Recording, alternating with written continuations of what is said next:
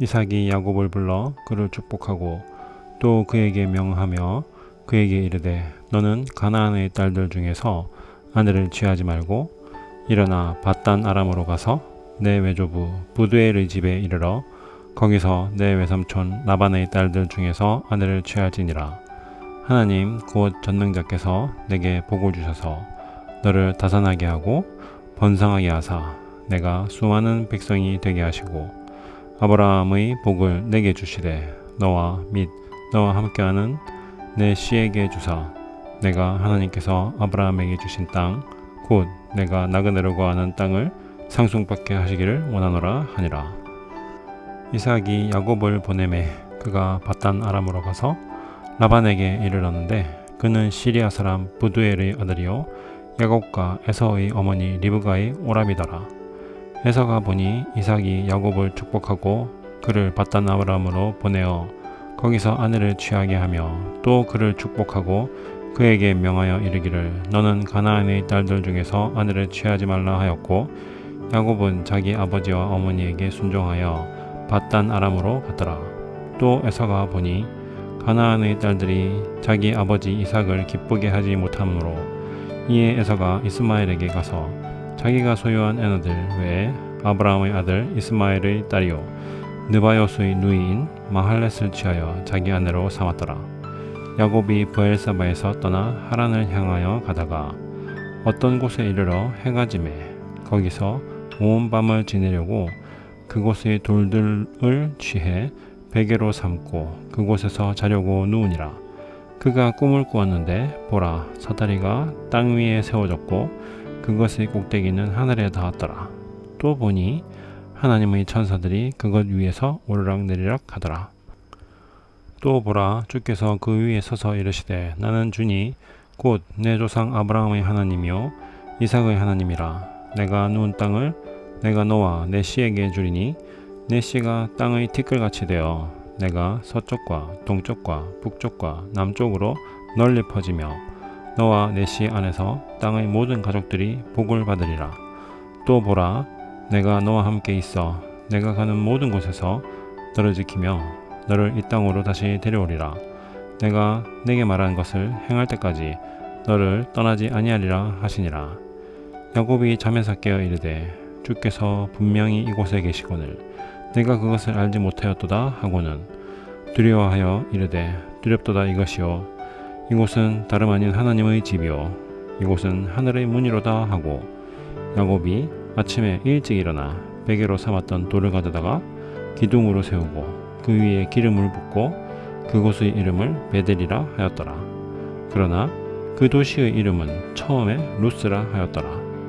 야곱이 서원하여 이르되 하나님께서 나와 함께 하셔서 내가 가는 이 길에서 나를 지키시고 먹을 빵과 입을 옷을 내게 주사 내가 평안히 내 아버지 집으로 되돌아오게 하시면 주께서 나의 하나님이 되시고 내가 기둥으로 세운 이 돌이 하나님의 집이 되며 하나님께서 내게 주실 모든 것에서 10분의 1을 내가 반드시 하나님께 드리겠나이다 하였더라.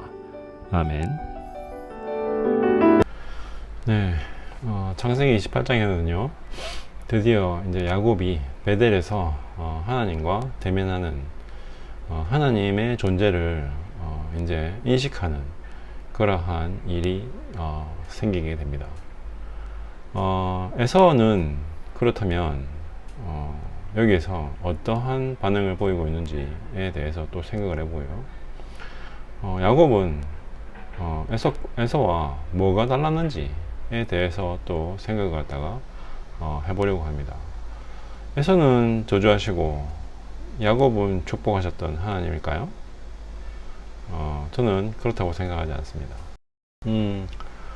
일전에도 얘기한 것처럼요, 에서는요 결국 이스마엘과 같은 길을 가려고 합니다. 두 며느리들이요 이삭과 리브가의 큰 건심거리 또 기쁨을 주지 못하는 그러한 며느리들이라는 걸 알고요. 이스마엘의 딸들 중에서 자기 세 번째 아내를요 맞이했다라는 그러한 구절이 나옵니다.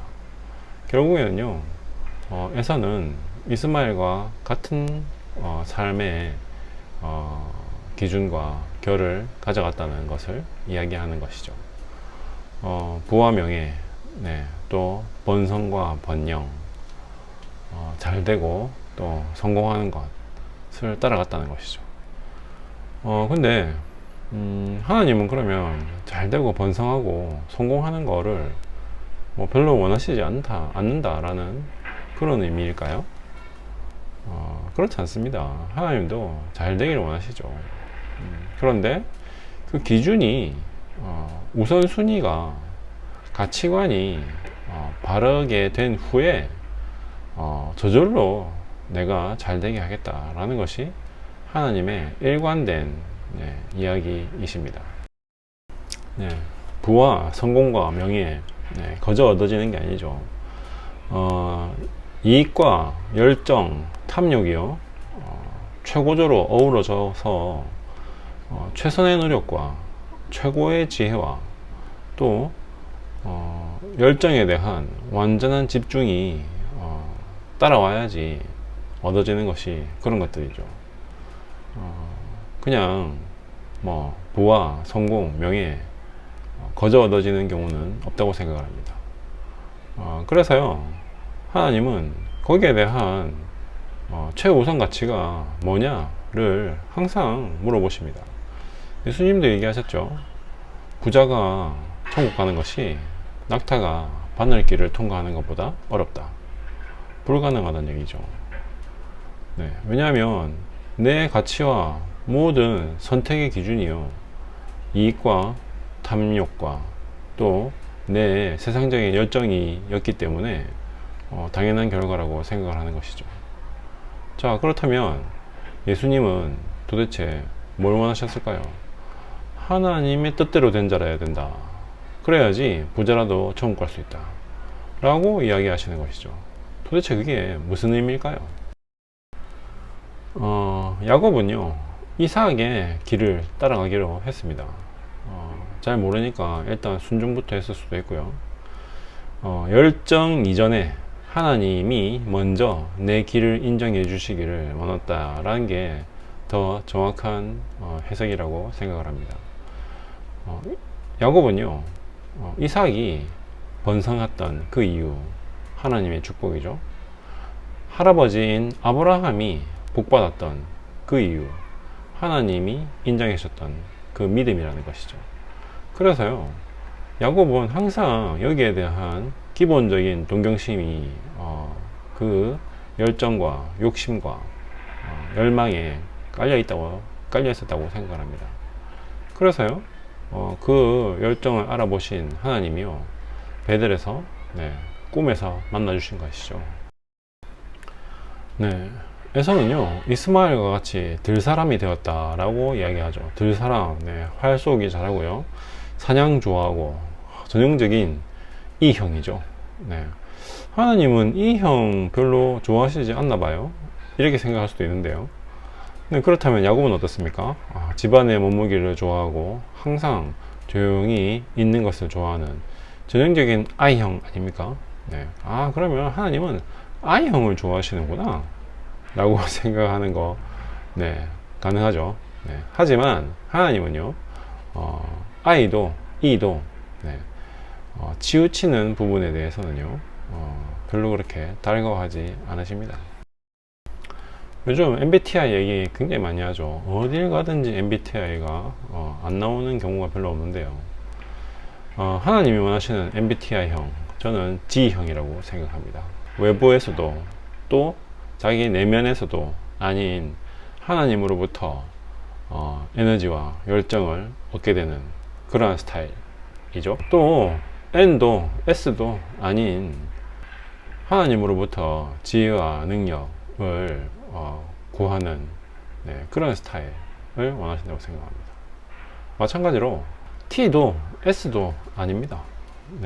하나님이 생각하시는 생각과 의도와 하나님이 느끼시는 그 감정의 결을요 철저하게 공유해 갈 수 있는 그런 사람을 원하시는 것이죠. 그렇다고 J나 P일까요? 그런 것도 아닙니다. 하나님이 계획하시는 바, 또 하나님이 의도하시고 섭리하시는 바가 도대체 내 앞에 어떻게 펼쳐질지에 대해서 계속적으로 초점 맞출 수 있는 그러한 사람을 원하신다는 것이죠. 이상형은요, 하나님이 원하시는 이상형은 지형입니다. 계속해서요, 결혼에 대한 얘기가 계속 나옵니다. 너는 누구와 어디서 배우자를 찾아서 어떻게 결혼해라, 이런 얘기 계속 나오죠. 이삭도 그렇고요, 네, 야곱에 있어서도 그렇습니다. 왜 이렇게 친족 결혼, 네, 그리고 가나안이 아닌 헷도 아닌 친족끼리의 결혼을 그렇게 강조할까요? 그게 왜냐면요, 결혼이 가지는 의미가 남달라서 있습니다. 결혼은요, 그냥 육체적인 성적인 그런 결합이 아니죠. 굉장히 영적인 의미를 가지고 있는 그러한 것입니다. 그래서요, 내가 어떤 지혜를 또 어떤 사랑을 선택해서 평생을 살아갈 것이냐에 대한 문제라는 것이죠. 배우자가요, 어떠한 성향을 가졌느냐에 따라서 내가 선택하고 결정하는 모든 것들이요, 완전히 달라질 수 있는 것이, 네, 이 결혼 문제라는 것이죠. 그래서 뭐 일륜지 대사다, 뭐 이런 얘기도 있는 것이죠. 하나님도 여기에 대해서요, 너무나도 그 위험과 기회에 대한 명확한 부분이 결혼에 존재하기 때문에 이렇게까지 강조해서 결혼 잘해야 된다 라고 이야기하시는 것이죠. 하나님만 쫓아간다, 이거 너무 이상적인 거 아니냐 라고 이야기할 수 있겠죠. 네, 이상적이라고 얘기하는 것보다는요, 하나님은요, 가치관, 세계관을 바르게 해라 라고 이야기하시는 것입니다. 내가 무엇을 가장 최우선 가치로 둘 것인가, 또 이 내 주변의 모든 관계와 세상사를요, 어떠한 관점에서 바라봐야 하는지에 대해서 먼저 확실하게 정해라 라고 이야기하시는 것이죠. 헷의 딸 며느리들이요, 이삭을 기쁘게 하지 않았다 라고 하는 말은요, 굳이 며느리들의 이름을 들먹이지 않더라도요, 에서가 그러한 달갑지 않은 이삭이 추구하는 바가 아닌 세계관과 가치관을 가지고 살아가고 있었다라는 이야기가 됩니다. 하나님 아버지, 감사합니다. 아버지 하나님을 쫓는 것이 어떠한 것인지, 또 하나님께서 원하시는 가치관과 또 세계관이 무엇을 생각하고 느껴 하는지에 대해서 다시 생각하게 하시니 감사합니다.